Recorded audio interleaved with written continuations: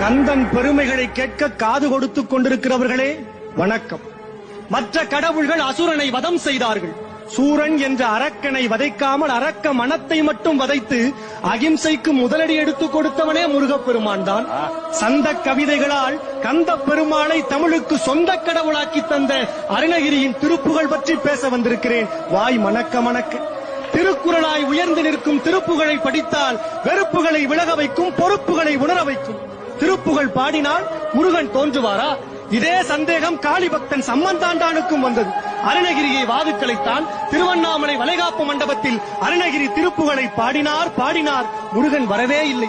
காரணம், குழந்தையாக்கி முருகனை உன் மடியிலேயே வைத்துக்கொள் என காளி பக்தன் சம்பந்தம் காளியோடு போட்ட ஒப்பந்தம். மதுரவாணி தானாட, மலையில் வேதன் ஆறாட, மருவு வானில் உளோராட, மதியாட, வனச மாமியாராட, எடிய மாமனாராட, மயிலுமாட நீ ஆடி வரவேணும் என